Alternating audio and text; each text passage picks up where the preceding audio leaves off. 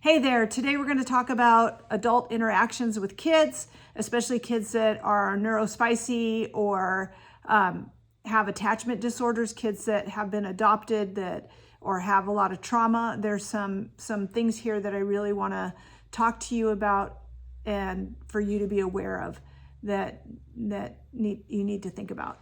So the first thing, and I talk about this a lot, is that safety is number one. And that means that the kids have to know that whatever environment they're in, that the adults are going to keep them safe. And that doesn't mean safe from other things, right? Because stuff happens, right? It means actually that if your child is having a lot of behaviors, like let's say at school or in public, there is a sense that they're not safe, and they're not a safe person. So part of what you want to do is make sure that in that environment that we are creating safety. Yes, you might have a meltdown, but I know exactly what I'm going to do and what's going to happen, and it's going to be consistent, and that builds safety over time. And not as much time as you would think in this trying to pacify kids, trying to get them to keep from having meltdowns. All of that, a lot of times we aren't really dealing with the safety issue. When I first started doing this work, I was working with a lot of adopted kids, and some of them had come out of residential treatment or group homes. And sometimes they felt more safe in those situations. And because of some attachment stuff, there's some reasons for that as well. But there is a sense of security when you have a whole team of people that are going to deal with this stuff as it happens. I don't think that's always the case when kids are sent away. I think that there's a lot of facilities and places that aren't providing the kind of care that our kids really need. So I'm really cautious about sending kids to treatment. But safety is built through adults that keep routines consistent, that follow through on limits without yelling and losing your stuff, giving clear expectations and responding calmly when things go wrong. Safe adults don't take the behavior personally, and there are ways to stay in charge without being controlling, and that is a real key point. And a lot of people are like, well, we want to have a good relationship with this child. If you want to have a good relationship with this child that's having meltdowns and being aggressive and throwing chairs across the room, these are some things that you're going to have to do to build that safety. Your child has to experience this not only from you, but basically from every adult who plays a meaningful role in their life. I want you to hear that again. Your child has to experience this from every adult that plays a meaningful role in their life. So if you were to say that your child does better with, let's say, your mother-in-law, so you're going to send them there, that's fine. But as that adult becomes a meaningful person in their life, they're going to have to, but if they don't, they are going to have these things in place as well. I want to talk about fake attachments. When kids don't feel safe, they create forms of pseudo connection with adults. And a lot of times kids will either be really controlling or they will try to parent the other kids in the home. They're like pushing through in every conversation, and they're not having a sense of safety of that adult-child relationship. And in our society, we've done a lot to kind of undo this, right?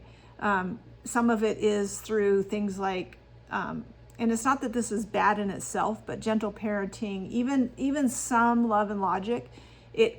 We've tried to kind of we don't want, at least this is my perception, is that in society we're told to not have these kind of relationships where somebody might have more authority than somebody else. But that isn't how life works. We we live healthy as adults within the bounds of our society because there are rules and expectations, and we have people that we report to, or we have reasons why we have to stay. Like it's not a free for all as we become adults, and in our relationships, it doesn't mean that somebody has to be controlling us, but as trust is built, then we are able to have that give and take. But when you have kids that have attachment disorders, they don't know how to build trust. They don't really trust you. If they trusted you, when you told them to sit down, they would sit down. Like, that's because they're not going through this battle in their mind that I'm going to do what I want to do because I can only trust myself. So fake attachment can look a lot of different ways, and for a lot of parents that have kids with attachment disorders, it can also be really disheartening because they seem to be fine with everybody else, or they like everybody else better, and they might even tell you that they like so and so better, or they wish so and so was their mom, or whatever. But you just have to know, like, this attachment that you build with your child, if they've had trauma, if their brain is wired differently, it's not automatic, and you have to build it, and you build it through like the safety first. But just be aware that even though they might like, Mr. Fred at school, and seem to get along great with all these people, the people that set up the routines that are kind of in charge, your kid may still kind of bump heads with. Whether they go against that with the whole system of school or not is kind of individual for some kids. But if you have a lot of fake attachments in a school where kids are kind of I've worked in schools where the school system is like, well, we don't want kids to have to call people by their last name. They don't require good responses. That it's just kind of unstructured until the kid is in trouble, and then there's like the structure, but it's really challenging with a kid that is just a little bit different mindset to really build those attachments that way. So they might be the funny kid, they might be the one that's goofing off, but a lot of times what I see too is that with the adults, there's more teasing and kind of silliness between the child and the adults. And when you're working with a kid that has a lot of adverse behaviors, like even when I'm working with parents in this, we cut out the silliness. Like, this is not, we're playful and we have playtime, but there is definitely a component of people being in charge without having to be controlling that has to be learned. And you will notice it more as you have developed it with your child. And you will see that your child is either like people pleasing, and that's not real secure attachment either. They become the adult's like helper or favorite. They might be very compliant or quiet out of fear of upsetting the adults. But mostly what I see when people are like trying to focus on building the relationship rather than first building like true connection and stability and safety, the relationship will follow. If you help a kid to feel safe, even in themselves, and you're not having to do room clears, and you don't have a kid throwing desks, like they are going to connect with the other kids. They're going to connect at school. They're gonna find their connections, and it changes, even though they're neurodivergent, even though their brain is wired differently. And I've seen this even with kids with autism, that they can build connections, but not the way that we think, not with this fake attachment stuff. So be very careful. These behaviors are not signs of trust, and trust and safety are the bottom of what we need for real attachment. Getting along, just kind of managing at school, like that's a whole different thing. And your kids that that are having these kind of behaviors, they're not handling just the basic level of management that other kids are. So the other thing is, and on top of not being silly and teasing and that kind of stuff, I've even seen in the schools, like sometimes the adults are like teasing each other and the kids are kind of in the middle and they're like playing again, it's like a game and it seems so light and fun and whatever, but I don't, standing back and I'm watching this kid get dysregulated. And now it's like the adults are done talking and bantering, and the kid's been kind of part of the bantering, and now we're going to go back to the classroom, and all of a sudden we're having a meltdown and this kid's like spitting in their face. And it's like you just, it's hard because you kind of have to be on it all the time. It's like the ocean, you don't turn your back on it, and it just looks different, and it's so worth the work to get these kids to a better place. So a lot of times adults try to bond with kids through humor, and I like to use playfulness, and but not teasing and not sarcasm.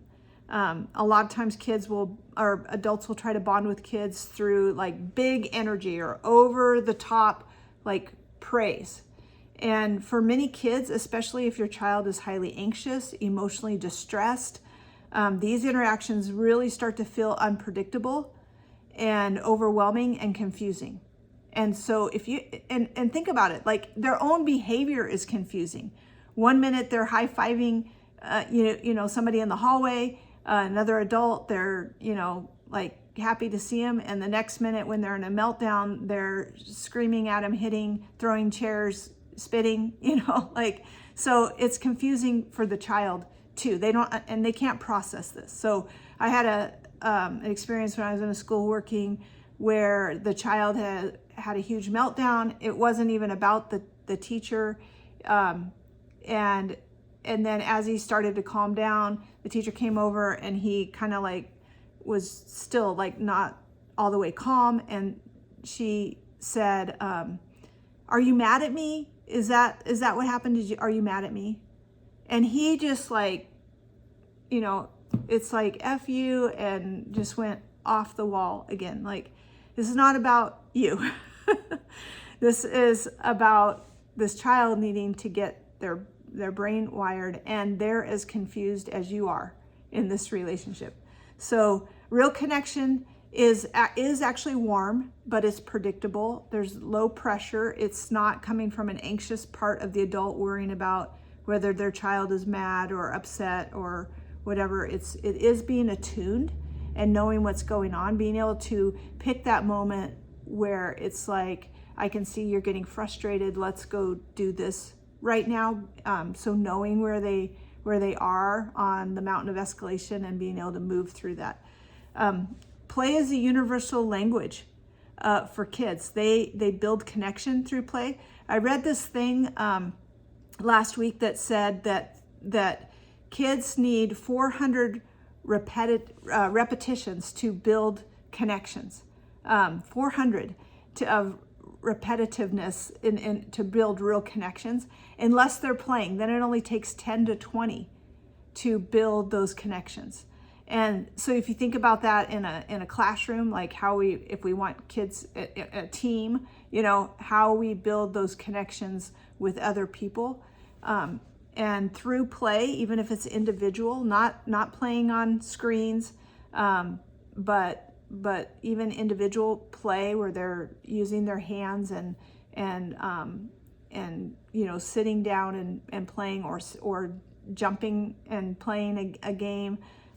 They're testing kind of interest, and they are starting to connect even without words. And so I think it's super important as a family to get to the place where you can play games together that are not necessarily being highly focused on who wins and loses, but that is part of connection, right? Like that we could care about people when they're winning, and we can care about people when we're losing, and And so helping them to learn how to do that in short increments, but we want to do that. In play therapy, a lot of times adults are following the child's lead in play. So if you're just, if you have a young child or even a child because a lot of kids are younger than their age.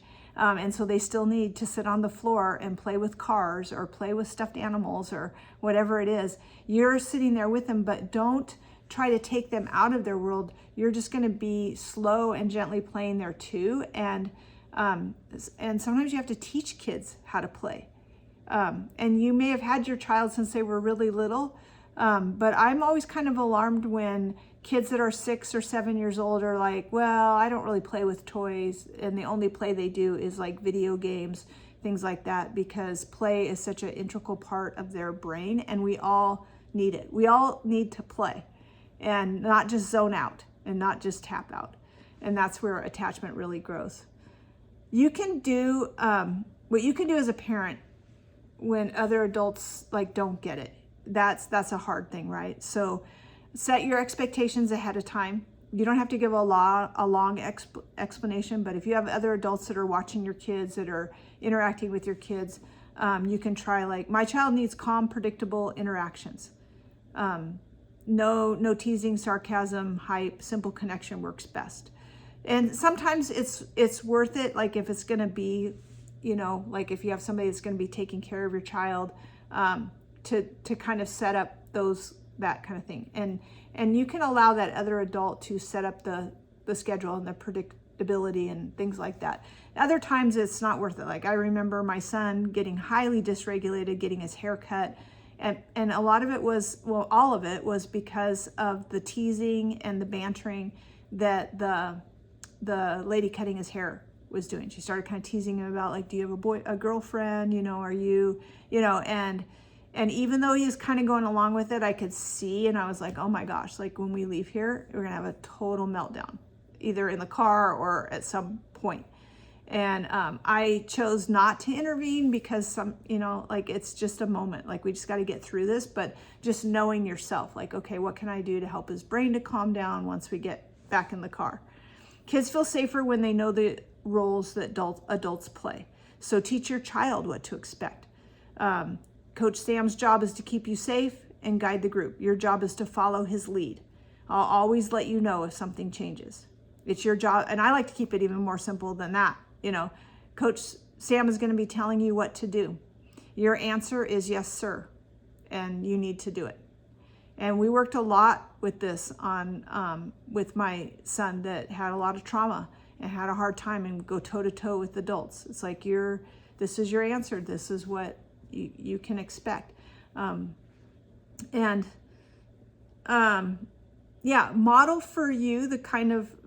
for your child the kind of adult behavior that your child needs, right? That doesn't mean you're going to be perfect, but sometimes that means that you're going to be showing them how to even, make a repair. But mostly you're going to model the adult-child interaction by how you treat the other adults that are around and what you say about other adults around your child. This is a big one. And it's one of my pet peeves is when I hear adults talking over a child's head, either about other kids or about the kid's parents, or talking about the child's other parent, all of those things, the school, parents talking about the school, the teachers, at home, and they think that, oh, he's busy, he's not listening. They are hearing everything. Even if they're nonverbal, they're hearing it, they can feel it, and it doesn't create a sense of safety. We want the children to believe that adults are standing shoulder to shoulder in protecting them and are there for them. Just like we want to believe in our society that the universe is working everything for us in our favor, we want our kids to grow up feeling that is what makes for a safe childhood, is when kids grow up feeling there was a lot of things that happened, but I always knew that I was safe. And most of you that I'm talking to don't have kids that have that sense of safety. They're just not wired for it, or that it hasn't been built in yet. So Protect your child from adults who are unpredictable, who rely on like teasing, or who are over controlling. If adult is unsafe, emotionally, relationally, or behaviorally, you're allowed to step in and reduce the access to your child. And sometimes that's the hardest thing to do, but stability and reliability is so important. So if you're frustrated because so-and-so keeps not showing up when he's supposed to show up, or not being there every day for your child like they said they would be, then it's time to look at doing something different. Even if that person is great once they're there, then we may just have to make it more doable for that person to be there all the way there on the time they're supposed to be there, and have way less time that we're counting on them. The sequence that makes it work, and I'm going to wrap this up, is that kids do best when adults in their life provide safety, even so the kid knows I'm safe. I'm not going to be allowed to act like this. Regulation, the child's nervous system can become settled because the adult is settled. Building connection, not just a relationship, whatever that means. And then skills and cooperation. Executive functioning improves, flexibility grows, behavior stabilizes when adults really, you don't want to skip steps 1, 2, and 3 and just focus on better behavior. But we're building skills here. So I'm always thinking, like, what am I teaching? I was a homeschool parent for a lot of years, and so everything we did was teaching and school. And that's without being like, doesn't mean it's lecturing, or like I'm trying to teach you something, or getting, some kind of lesson out of everything that happens. It's just, life is full of things that our kids need to learn, and their executive functioning lags the frontal part of their brain. They need us to be building skills, even if the skill is to stand in line and not touch the person in front of you, or to have to wait 1 minute before you can enter into the conversation, or to know that you can't enter in the conversation if 2 adults are talking, that you need to step away. A lot of life things that we can teach kids at all different levels. Right, have a good day. Remember, if you want more help doing this, because I gave you a lot today, but if you want more help doing this, then please find my link in the bio and schedule a 30-minute consultation, and I will talk to you individually. Bye.